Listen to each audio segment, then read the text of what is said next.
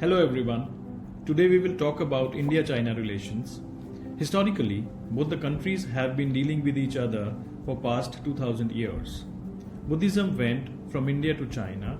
Silk Route was an important tradeway for both the countries. India and China jointly consist of one-third of humanity. So globally also, this relationship is important. Presently, the relations can be described as of cooperation, competition, and strategic rivalry. Both India and China gained independence around the same time, India from the Britishers in 1947 and China from the Japanese in 1949. At that time, both the countries were closer to USSR or the present-day Russia. India adopted a socialistic model of economy ideologically aligned to USSR and came even closer during 1950s and 60s when USA started to support Pakistan. China and USSR were also very close. Chairman Mao and Premier Stalin signed the Treaty of Friendship in 1950, due to which Soviets provided huge loans and technology for the initial industrial establishment in China. But in 1970s, the relations were tested and USA saw an opening to break in. US Ambassador to Pakistan, Henry Kissinger, secretly visited Shanghai in 1971 and held a meeting with Premier Zhou Enlai. This resulted in the famous visit of President Nixon in 1972, where the Shanghai Communique was signed. This opened up China to the Western world, and the rapid industrialization that we see today started to happen. Meanwhile, India and China signed the Panchsheel Agreement in 1954, based on the 5 principles of mutual respect, mutual non-aggression, non-interference, equality and mutual benefit, and peaceful coexistence. This was the time of Hindi Chini Bhai Bhai, made famous by Prime Minister Jawaharlal Nehru. But friction started between India and China in 1959 when China annexed Tibet and India gave asylum to the Dalai Lama.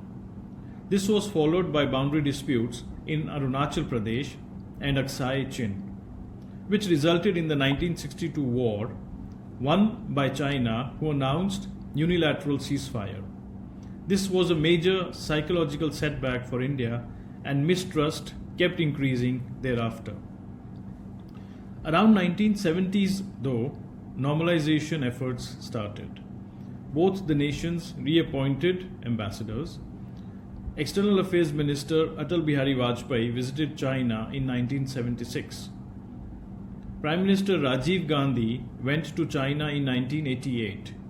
This was followed by several agreements, like 1993 Agreement for Peace on LAC, or Line of Actual Control, 1996 Confidence Building Measure Agreement on Communication of Troop Deployment and Military Exercise, 2005 Principles for Settling Border Disputes, and 2013 Border Defense Cooperation Agreement. Main areas of conflict between both the countries are related to the boundary.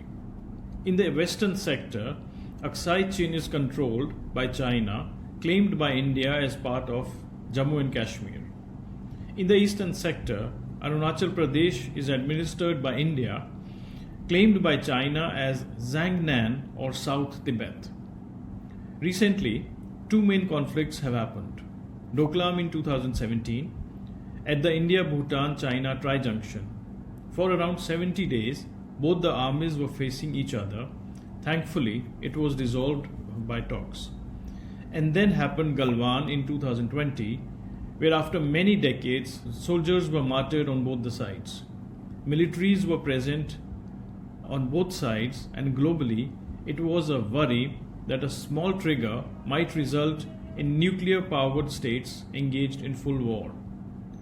Trust was completely shattered, but the situation did not escalate militarily.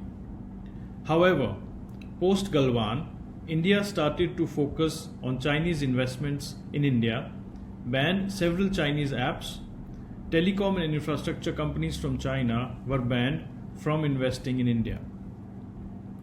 But realistically, India is hugely dependent on China in terms of trade. India imports around $132 billion worth goods from China, whereas China imports merely $20 billion worth of goods from India. This is a huge trade deficit and a real cause of concern for India. Future Indian diplomats have to look at this relationship from a trade standpoint as well. It is a diplomatic tightrope that India has to walk. On one hand, India is part of the Quad, consisting of the US, Japan, Australia and India, and on the other hand, part of RIC, Russia, India, China bloc. The latest war between Iran and US-Israel will also further test India's diplomatic skills. I will conclude by saying that India-China relations need to be understood not only from historical perspective but also in terms of present and future challenges. Thank you.